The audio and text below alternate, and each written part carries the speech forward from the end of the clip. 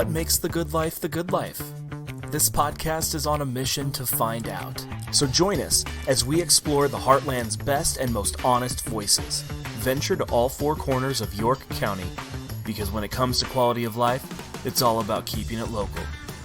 Brought to you by the York County Development Corporation, this is 17 County. Thank you for joining us today. Be sure to like, subscribe, and review our podcast, 17 County Podcast. Doing so will help grow our podcast, help reach more people, and we appreciate the help from our listeners to grow our audience. We'd also like to take the time to thank our members. Without these great members, we wouldn't be able to do what we do here at YCDC. So members such as Agri-Products, Nebraska Public Power District, Henderson State Bank, Perennial Power District, York Cold Storage, and Union Bank and Trust, all great members that help us do what we do down at YCDC. Members can be found at the member directory page at yorkdevco.com. That's yorkdevco.com. So we'll jump into our interview. Today I find myself at a familiar location, the principal's office. My guest calls North Central Nebraska home and comes to us by way of Wakefield, Nebraska.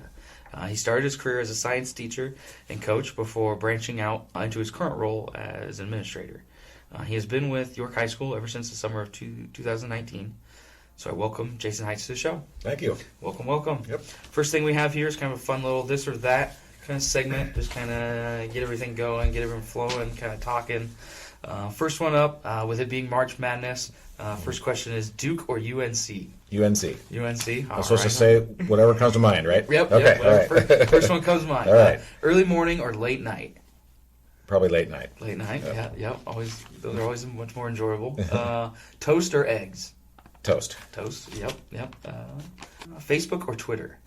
Facebook. Yep. Radio or Spotify? Radio. Yep. Is there like a favorite station that you always got put on? No, I just tool around through the different radio stations until I find a song. Until you find something that enjoys. I probably should use Spotify. Cake or pie? Pie. Yep. Certain type of pie? Apple, probably. Apple pie. Yep. Music or podcast? Music. Yep. Is there a certain type of music I should? No, that's another thing. A very wide variety. Yeah. Covered it all. Yep. Card games or board games? Probably card games. Is there a particular card game where you? Nerds. I think it's called other things too. Okay. Nerds. I can't think what the other term is that I've heard for it. It's like a speed solitaire type thing with teams. Oh, okay. Yep. That's kind of interesting. Right. Yeah. I always like card games. Yeah. Yes. They're fun to get in. Even in the fraternity, I learned how to play pitch in my fraternity in college and everything like that. Right. A bunch of guys from small towns just get together and play cards. Yep. So that was a lot of fun. Mountains or beach? Beach. Road trip or a cruise trip? Good question. Probably a road trip. Road trip. Yep. Been on a road trip or anything recently? Not recently, but yeah. I mean, I guess I've never been on a cruise. Okay. So, yeah. Passenger or driver in a car? Probably driver. Yeah. Art museum or history museum? History. Is there a certain time period that you enjoy? No, but probably American history. American history. Yep. Accuracy or speed? Accuracy. And then, cool. Right on. So, all right. that's a fun little this or that. Just kind of fun to kind of learn a little bit more about people. Right. Tells you something about me, right? Yeah. Okay. All of our listeners, you'll kind of judge you on what time of cruise trip or road trip. Right. Like that. Cool. So we'll jump right in here. Yep. So what was life kind of like growing up in North Central Nebraska? It sounds like you called a couple places home, but kind of what did you do to kind of stay busy up there? Yeah, I'm kind of from two different small towns. My younger years in Bassett, Nebraska, up in Rock County.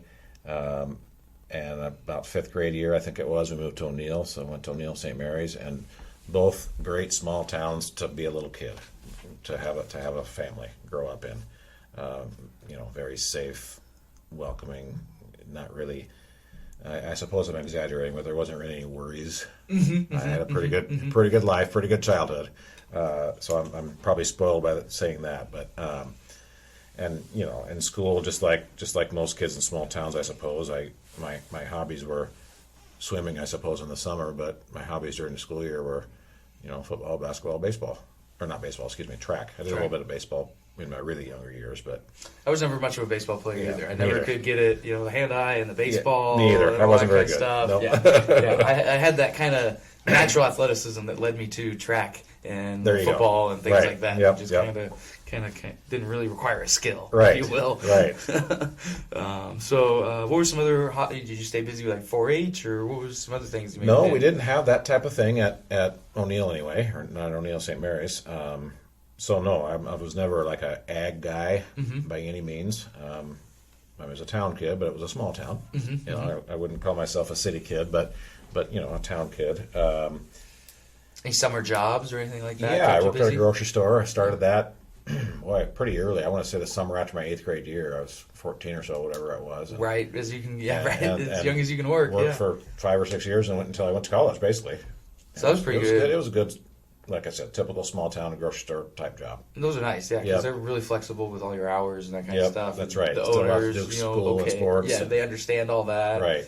I remember. I mean, it's awesome to get a paycheck when you're 14 years old. Right. Yeah. And then how quickly it will disappear. Yeah. Exactly. Yeah. Right. And so, did you feel like growing up in O'Neill that kind of got you ready for your next steps in your life and everything? Yeah, I do. I'm looking ahead a little bit about you. You had a question about college here, and so I'll kind of step into that. I think school prepared me for college for sure, and I didn't. I realized later there was never a question of are you going to college or not. It was more like it's time to choose a college. It was which, not college. It was not Right. what And- college or work. And I'm not saying my parents pressured me that way. I just mean I never even occurred to me that a person wouldn't go to college. Yeah. And again, that probably makes me spoiled too, and maybe a little bit naive. But I had a similar viewpoint though growing up. Yeah. it's what college. So your question here: did you ever consider other options? Not really. Yeah. It was more. I didn't necessarily know what I wanted to do right away. Did you know you wanted to But- stay in state, or did you have No, any I actually desire went to to- go out of state? I I guess you ended up going out of state. went but, out of state, yeah. and it's only about a 2-hour drive from O'Neill to Vermilion, where USD is. I didn't even really consider University of Nebraska Lincoln, Yeah. and I don't remember specifically why, except that that's a little bit too big for me. That's not what I'm interested in. Because USD was 8,000. Yeah, something probably. like That's that? about right. Yeah. Yep. Less than 10,000 probably. Right. Yep. So, close by to O'Neill would be Wayne State College. There's Morningside in Sioux City. Yep. Of course, USD in Vermilion. And I think I toured Briarcliff, which I think is also in Sioux City. Yep, that's also right over there. I don't remember going to very many college visits, but I do remember my mom or dad taking me places to ask some questions and figure it out. And I can remember USD just feeling more welcoming, even the people, the campus too, but just the people that were trying to, the recruiters, the ones that want to find seniors Giving in you high the school. tours and all that kind of stuff. Yeah. It felt good, and that's why I picked it. So there wasn't anything it wasn't like I picked it because they have a certain program. Okay, I was just going to ask. Yeah, because I didn't know. I was undecided. Undecided going in. I liked science. I ended up being a science teacher, but anyway, I liked science from the beginning, and so I thought maybe some sort of science field. I didn't declare Did you think a major. like doctor? Or No, like, I was wasn't that- thinking doctor. I was Okay. thinking more like biology. Okay. Working in a lab. And Yeah, things right, like that. right. Okay. I didn't have a clear picture of what a biologist would do. I just liked science. And it was probably late in my freshman year that I thought, I think I could teach science. Plus, I kind of was interested in trying coaching and that kind of stuff. And so, like I said, I think it was late my freshman year and maybe even early my sophomore year before I finally declared a major. Kind of, finding your, Yeah. putting together the pieces of I like this, I like Yes. this. And I knew, I guess I kind of knew that I liked helping kids. I liked helping people. And so that was an easy jump for me to say, yeah, teacher makes sense. I just remember leaving high school not knowing. So you came in undecided, and then sophomore year you found yourself like solidifying into a major. I put biology education was my major, right? So I got to become a science teacher. And so then, Yeah. did you just do teaching in South Dakota? I actually did it in Vermilion, which is Vermilion? really handy. I did a little bit of coaching for the middle school in Vermilion, Okay. and so I was already working for the school. because I coached a little bit of middle school football and middle school basketball, and so I think that probably helped me get my foot in the door to pick me for their student teacher. So that was really handy. Didn't have to commute. It was right there in town, Vermillion High School. At the time, and I don't know what size school it is now, but the teacher that I was student teaching with taught biology and advanced biology, and that was all he taught. So I think I taught 5 or 6 periods of biology and a couple of advanced biology, and that was my student teaching. Kind of worked out that way. Yeah, and that was my favorite subject anyway. And then, so I'm not real familiar, and I imagine some of our listeners aren't either, but did you want to come back to Nebraska after graduating? And then, if you did you have to get like a Nebraska certificate versus a South Dakota certificate, or how'd that work? Right, yes. I didn't have a strong desire of I have to come back to Nebraska, but I knew that was a very possible scenario, especially since Vermillion's so close anyway. So I believe before I graduated, I was applying for South Dakota's teaching certificate and a Nebraska teaching certificate. Okay. Which is not hard to do. Probably paperwork and a fee. There's some, something yeah, like that. exactly. A little bit of red tape to cut through, and that's about it. So, so fast forward just a little bit. My wife was in college at Kearney, my fiance at the time, and she is a speech pathologist, still is, and worked for the ESU down in Holdridge as she was going through grad school. So she already had a job in Nebraska. And so I started looking down there. And so my first teaching job was in Arapahoe, Nebraska, which is, 40 minutes from Holdridge probably. Yeah. And so that's why we looked in that area. And Arapahoe was part of that ESU. And so she ended up working in Arapahoe schools in the elementary, and I was a high school science teacher. That's why my first job came open, because of circumstances of where my wife already had a job and proximity. Arapahoe, just, right? Yeah. Right. Let's look down Let's there. find something within that proximity. Right, because she could have got another job elsewhere, but she already had it basically locked up. Why relocate 2 people when you can only just relocate, 1? Exactly. Yep. Right. Yep. So how was that kind of first experience? What was it like kind of cutting your teeth, at a school, I guess, kind of maybe familiar, what you were very familiar with growing up, right? Because I imagine small Arapahoe town. wasn't, too big. That's right. I wasn't familiar with that area of the state, but Arapahoe is about the size of Bassett, about 1,000 people. Same types of characters you're from, it's just different names, different faces. Right. But So I was biology teacher. I taught biology, anatomy, 7th grade science, and then I was assistant football and assistant girls basketball. Great first job. I was excited. I mean, I'll confess I don't know much about football, but I could be an assistant, and I loved basketball. So and when you're a first year teacher, you take anything. Hey, you want to be sure? I'll be assistant, and that's what I was going for anyway. And so great start to my career. There 2 years, and my wife and I kind of decided let's move back a little bit closer to a bigger town and closer to some family that we have in Lincoln and Omaha anyway. And so that's the only reason I was looking. And my next job was in Weeping Water, Nebraska, which is about 45 minutes straight east of Lincoln. And that's also similar size. That's also a small school. Class right. D, C. It was C2 at the time, probably. Yep. And again, I was science teacher. This time I did a little bit of junior high coaching, a little high school basketball, somewhere in there. I guess I'm telling my family story, right? No, yeah. Okay. You're getting it good, yeah. Somewhere in there at Weeping Water, I decided to go to graduate school. And, when you're a teacher, you get some pay increases on your salary if you get more college credits. And it goes upon years of experience and then also your education. Correct. Right? Yep. Correct. And so I'm looking ahead to these questions here, and the reason I became an administrator, well, I wasn't saying I really want to be a principal. I wasn't what was on my mind. I wanted to get a master's degree, and when you're a teacher, you get a master's in administration, special education, or it's called curriculum and instruction. Yep. Right. And so I was looking at those choices, and I thought, I don't really know if I want to be a principal, but I can't be a principal unless I get this degree. Right, yeah. And so I just as well leave the door open. I have to have it if I want to, right? This will be more because I'm going to get a pay increase as a teacher anyway. So I just as well get that master's that will get my foot in the door if I ever decide to do that. Take that next Right. Right. And that happened much quicker than I thought it would. So it was a 2-year program at Dauel, the master's program. And in fact, Dr. Bartholomew was in my group. Same group. My cadre. Okay. Yep, Right on. yep. So while I was teaching and coaching, somewhere in there, my twins were born. So that had to have been what? This was like This had 2007? been, not even that, 2005? 2002. 2002? Was when it was, 02 was when I started grad Okay. school. And I should point out, we lived in Lincoln. My wife worked in Seward, and I worked in Weeping Water, so we both commuted kind of opposite directions there.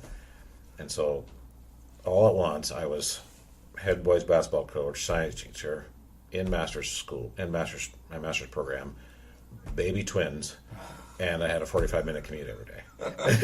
So Just a lot on the plate all yes, of a sudden. right. Yeah. But I mean, that's how fast everything moved. Right. So 3 years in Weeping Water, but in that third year I was starting my master's. After that year, so I'm halfway done with my master's at this point, and it's May or June, and a position came open at Centennial, which is a commute, the other direction from Lincoln, Yep. for an AD and a science teacher, athletic director and science teacher. So basically the job description was I taught 4 periods of science, and I was also athletic director. So yeah, And I was halfway through my master's program. I was ready to try it. take that next level. Yep. Plus, it fit me. I'm a science teacher also, right? So, kind of late in the game. School was already out by the time I'm getting an interview, and they decided to hire me, and so that's what I did. Part-time science teacher, full-time athletic director, Right. and a little Be bit of teaching sessions, yeah. trying to figure out, and a little bit of snow assistant principal pants and duties. Snow stuff. Yeah, right. So I learned on the fly, but that was kind of my first administrative job. And I still had to finish grad school too. So in that year, I was commuting the other direction. We finally found a house. We finally sold our house in Lincoln, rented a house in Utica, and so I was finally living where I was working. Which is So probably that felt was, great. That was huge. Yeah, Yes. yeah. Because and it's probably then- been a few years since you were in that Yeah. situation. Yeah. And then something fell in my lap again. I feel pretty lucky. So I'm from O'Neill. Well, there's a small town of Elgin, not too far from O'Neill, and there's a small Catholic school there, and I happen to know the priest that used to work at that school, and I was applying for principal jobs, and then he got a hold of me and said, "Hey, I think this is going to come open. You should apply for this." And it felt like it was hometown. I mean, it's just another small town, really close to O'Neill. Our twins were still little. Yep. And so I only spent 1 year at Centennial. Left that rental house and found a rental house in Elgin. So Found another, because I got the Pope John Central Catholic is what the name of the high school is, and so that was my first principal job. And again, a great starting job for me. I guess what was that kind of? What was the biggest kind of jump and change going from a being a athletic director, where now you're like in charge of other you have Of the staff whole that building. Right. you're in charge of, and so that was kind of your first time maybe Yep. in that leadership role where you're directing other staff. So what was that kind of transition like? What were some obstacles that you had to overcome or hurdles or The things transition, like that? just like when I was AD for that 1 year, I learned on the fly. I mean, I learned as I went. And so I remember as a teacher and even as the AD there, I didn't go to school board meetings. That was rare. Teachers, so I went from attending maybe 2 school board meetings total in my career to now I'm at Pope John and I'm writing the agenda and I'm running the meeting. I'm in charge of the board meeting. At a Catholic school, it's a little bit different than a public school. For practical purposes, I'm the only administrator there. It's a small school. I'm the superintendent and the principal, kind of Type deal. Yep. which is why I ran the board meeting. And so that was a shift. But I liked learning about evaluating teachers. I liked the idea of, and again, the advantage of this being so small. I mean, I'm going to say 7 through 12, there was a total of 130 kids. Oh wow! Yeah. So really small. Yep. Which means not very many teachers. And so it was easy for me to come in and say, yep, I'm going to evaluate all of these teachers here in my first year, and I'm going to do it again next year, and that was easy. Easy in terms of scheduling it. Right, because we have probably less than a dozen teachers. Right. Yeah, half dozen teachers. Right. Yeah. it's hard for me to explain this to people, but at Pope John, like I said, great first principal job for me because it was really small. I liked the place. They liked me. I was a rookie, but again, really small school, and it worked out. As time went on, I kind of discovered that there's certain things you have to do at a private school, a religious school, that aren't what I got into education for.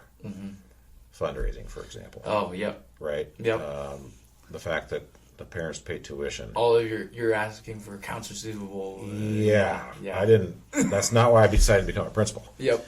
So I decided in about my third year there, there's nothing wrong with the job. I was happy, but that this isn't what I want to become a principal. This for. wasn't your so I'm view gonna start of a looking. principal. Someone can do this job, but it might not be me. Yep. Right. And so I just started looking, and again, that's when I found Wakefield. I didn't even know where Wakefield was. I had to look on a map. Google search. Right. Yeah. And it was up by Wayne State College, about 10 miles away. And again, that was another 7-12 principal job, but it was quite a bit bigger school, about twice the size probably. And so, because Wakefield was what C is. They're also C2. C2. They're still a C2, I guess. Okay. Now that I think about it. Whereas Pope John was probably a D2. Right. Yeah. And so, my twins, in their really young years, before they even have a memory of things, we moved quite a bit. So we moved from Lincoln to Utica to Elgin, then to Wakefield. In About a 5 year span. period. Yeah. But so Wakefield is probably their first memory. They were about 5. Preschool, kindergarten. Yeah, things are starting to come around. There and started kindergarten there the next year. So. So how was that? I mean, finding a house. I mean, it sounds like you were able to find a house pretty easily. That's the other thing that I look back on that's kind of I think interesting. We had the toughest time selling a house, the house in Lincoln. Really? It took us a long time to get that sold. The house in Elgin, somebody wanted it right away. We found a house in Wakefield, kind of by luck, and then we're able to sell that and find another house in Wakefield. Then we sold that one when it came to York. We sold that one fairly quickly. So I've been pretty lucky, except for the Lincoln one. The Lincoln one, that came back to bite us a little bit, but because I mean, nowadays market, finding a house is right. I mean, right. just as hard. I mean, selling it's the easy part. Yeah, right. Finding it's hard. Yeah. And Wakefield's another small town, so I mean, we lived a block from the school. Right. And my twins basically grew up there. Everything in one building. Yes. Yep. K-12. It was one long building with a long walkway between them, basically, and so, like I said, my twins started kindergarten there, and they went all the way through 10th grade before we moved to York, and so everybody knew who I was because Jack and Sam are their names. I was Jack and Sam's dad. Yep. And so as they went up through elementary, of course, I knew those kids, and that's Jack and Sam's dad. And I mean, they knew their high school principal way before they got to junior high. Because I was Jack and Sam's dad. Yeah. I'd go to baseball games and that kind of stuff, and great place to raise the kids. Right. Yeah. And I feel more lucky the more I talk here, but a window opened for me. I was at Wakefield, like I said, I was there 12 years, and I knew Mitch from years ago at grad school. I also knew. So is this like what 2018? You're getting this kind of call? 19. 2019. Yep. Yeah. So I knew Chris and Beth Erickson because they worked at Centennial at the time. So you overlapped a year with them. Yep. So again, it was years past, and we had kind of kept in touch, but I knew them. And then I had heard that Mitch got the superintendent job here, and there's a principal opening, and it was the right window at the right time, and I jumped through it. And what was that like? Moving from I mean, you had established a life, right? In My Wakefield, kids basically grew up there. Your kids had grown up, and so what was? Obviously, I'm sure there was a conversation with family. Yep. Everybody got to get on board. And so, what was that kind of like? Great question. So I'll take my twins, and I don't know if you know them, but they're about opposite. It's about as opposite you can get. They don't act like twins or look like twins at all. Jack loved the idea. He kind of prefers being anonymous a little bit. He enjoys that kind of. Yeah, kind of likes just being in the background, and so you don't get that at a small school. Yeah, there is no background. Everybody knows you. Right. So the idea of York with 120 kids in your grade. That sort of excited him. Still kind of hard to be in the background, but it's a little bit more reasonable. It's better, right. Yeah. Sam had a tough time. He was pretty settled there, and he's very successful and was at York too with speech and one act and music. He was in Wakefield too, just on a smaller level. Right. Yep. And so he was too comfortable. I shouldn't say too comfortable. He was comfortable enough there that he was nervous about moving. And then Simon, who was a fourth grader at the time in Wakefield, was sort of a mix. Yeah. He was kind of excited, kind of a neat idea to try a new school and look at a new house, but hesitant a little bit. Yep. But it was the right time. It was the right thing for us, and I'm glad we made the move. Without a doubt. Yeah. Without a doubt. Yeah. So, what kind of impressed you about this area? I guess you knew some of the people that you were working with. Yep. So that kind of made the move real easy. But what kind of, when you came and looked at the position, and I'm sure they took you around the community. What were some of the things that kind of stood out to you and about the position? I'm going to refer to small town again, or small school, because I think if you live in York, you still call this a small town, but to me it's a good size, it's the right size type of small town, right? And same with the school. So us walking in here, 450 kids in the building, versus at Wakefield there was probably 450 in K-12. But so we walk in, and it doesn't seem like a huge. I had a vision of what a Class B school looks like that was warped. Just It's a monstrosity of a building. Yeah, right. And Class A was even out of this world. Thousands of kids. Yeah, right. Can't even imagine that. And so I was wrong about that. The image I had, and of course we toured the elementary because Simon was going to be a fifth grader, and the elementary has a ton of kids. There were 650 kids in there, but you wouldn't know it when you walk through that building. No, yeah. You don't walk in that elementary and think this is a huge elementary. And so it was bigger. It was a good move up for me, but it still had the small school and small town type of feel. Sort of felt more like a family in the right way. And so starting, August 2019, you had, 6 months of normal principalship? Exactly. And then we had 3/4 of the year. And everything really kind of changed. Surprised everybody, right. How did you kind of navigate that, kind of experience? Now it's hard to think back and imagine. I don't remember what it felt like before COVID. I suppose everybody could say that, right? But I don't remember what my principal job at York even felt like. Of course, everything's new that year. First time we had a homecoming. First time, all those firsts. So many firsts, yeah. Right. Yeah.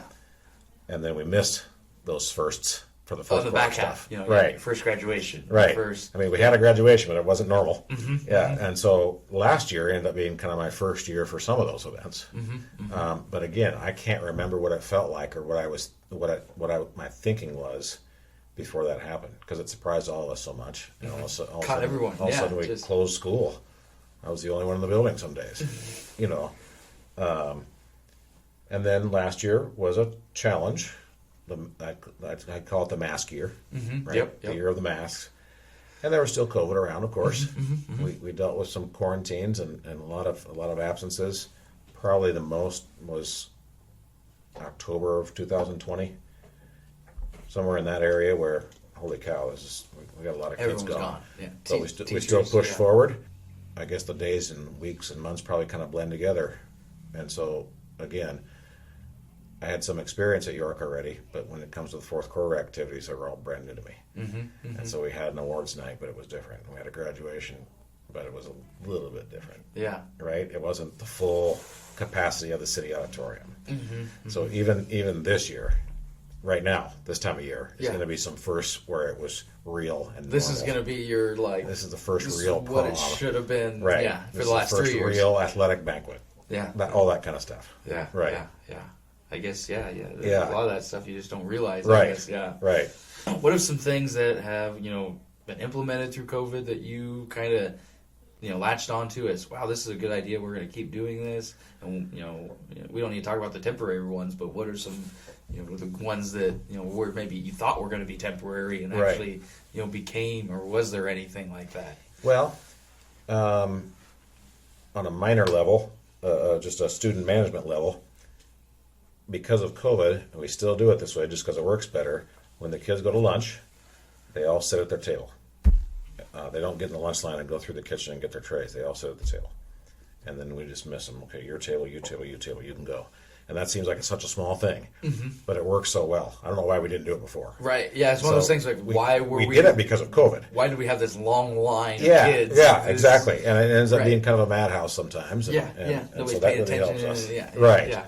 Now, on a more major, on a more serious level, curriculum, or just even teaching methods, or how do you handle a kid that's gone for a week because they're sick? COVID taught us some of those things.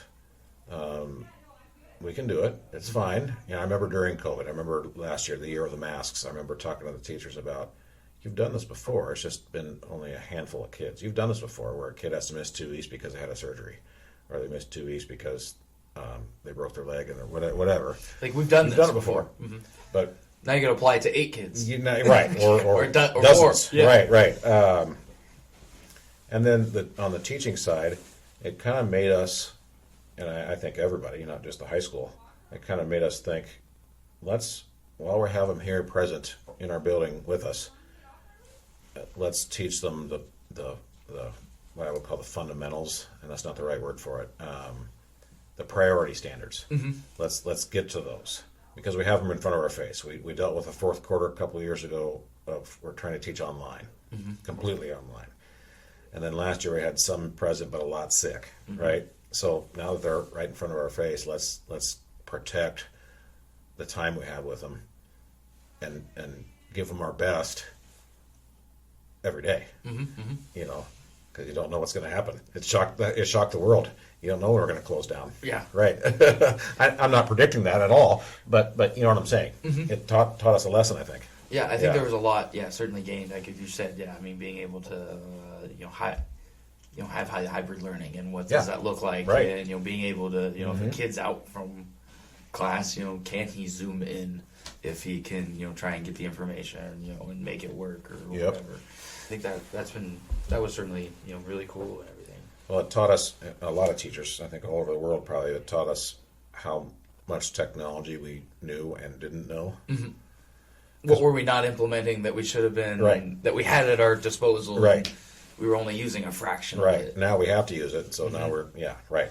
And even, as professionals, I'm sure being able to go to, like, conferences and being, like, a lot more of those things are maybe being offered online because they know they can reach more people. That's right. Maybe they may charge a little bit less because it's not in person. Let's just have a Zoom meeting. Right, yeah, right, yep. I agree. think that's been great. Instead of having to work around schedules and get everyone in person, or do it awkwardly over the conference, the conference call where everyone's trying to yell at the thing in the center of the table. Right. Let's get them on a Zoom where we can see each other and we can, be more effective at communication. Because what is it, 85% of communications, like, more than just the words. Nonverbal, right. Yeah. Yep. And so, to be able to effectively communicate, it's been huge. That's right. Cool. So we'll kind of jump into rapid fire questions here to kind of round out our interview. All right. Here. First one's up. Favorite smell. Is there kind of a favorite smell that kind of comes to mind? I suppose bacon. Bacon? The Okay, smell of bacon, right. You got like a bacon candle or anything? Yeah, like I should. that? I was just at Orscheln the other day. They had a football leather candle. Really? And that smells fantastic. Interesting. Okay, all right. It smelled great. A favorite season. Summer. Summer? Yep. Okay, yeah. Reason, I can probably guess it, but what kind of reason? Just more flexibility in my schedule. Yep. Just Get out take and about. some time off. Yep. That's right. About. Yep. What's a favorite way to kind of spend your day off? Either, taking the family somewhere, or just you yourself. Which one would you maybe, or I think example of each, or what? My first thought with that question is to have the day to yourself. And I don't necessarily mean without kids. I just mean no one's telling you what to do and where to go. No and agenda. What time. Yeah, Right. No agenda. yeah. I don't have to get up at a certain time. I don't have to be at a place at a certain time. I can take my time and spend the day and decide at 3:00 that I'm going to go out somewhere and then come back at 4. Right. So that's what I like about days off. Days off. Yep. It's just that freedom of your own schedule. Right. A favorite restaurant you have here in York County? Something that you either go to regularly, or when friends or family come and visit you, what's something that you gotta take those people to? We go to Offsides probably the most frequently here in York. but I like Carrie's restaurant. Yeah, down in Cool McCool. too. I like Waco. I can't think of the name. Hunter's Lounge. Yeah, Yes, over in I Waco. like Hunter's too. Yes, Yeah. they got good steaks there. They have Yeah. real good food over Yeah, there. yeah. Oh, if I would have known I had a good this or that, I'll do it anyways. Junction Burger or Junction Philly? Probably a Philly. Junction Yeah, Philly. yeah, Okay. All right. yep. A favorite memory here in York County, or maybe a series of memories. Been here 3 years. What's something that maybe kind of stands out to you? Over these last 3 years. I'll never forget the graduation we had 2 years ago. That was at the Levitt Stadium there. Yep. Just because it was so unique. Mm-hmm. So Without a doubt. myself and the superintendent and the school board president and the 100 and some graduates sitting in the bleachers, and then us looking on the field at the audience. And it turned out to be a nice day. It was kind of hot, but it was a pretty nice day. Way better than the alternative of being rained on. Yeah, I didn't know it was coming, but someone arranged a little flyover with a local plane. That's happened cool. Right, it was perfect timing. Right when they were singing the school song. Someone had them right. I think they had it timed. Radio. Yeah. But so now, of course, now they're going to be at City Auditorium, and I love that place too because my twins graduated in that building, and I still have memories of that too. But I'll never forget that unique graduation we had. And that certainly is unique because I mean, I went to school here, and I remember talking about graduation and talking with classes above me and below me. Right. We always wanted an outside graduation. Yeah, right. And I know. So to get one and now to have one on the record books. Yeah. Say right. that you can do it. That's right. That's super super cool. Yeah. That's right. What's kind of a dream vacation that maybe you've got planned up or dreamed up, maybe to take someday? I guess I don't know if it's a dream vacation because I've been there before, but I want to go to Jamaica. I'd go back there. What part? Negril.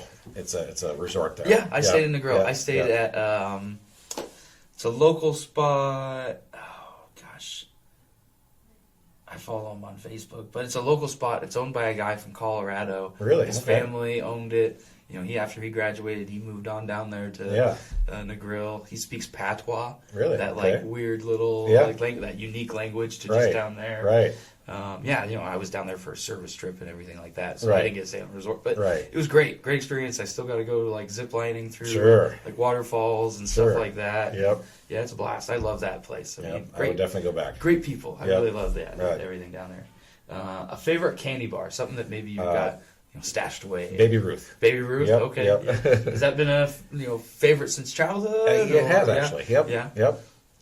Oh yeah, the one to get at the baseball game. That's Yeah. right. That's right. A favorite county or local event, something you maybe look forward to every year, whether it's maybe balloon days downtown or. I like the.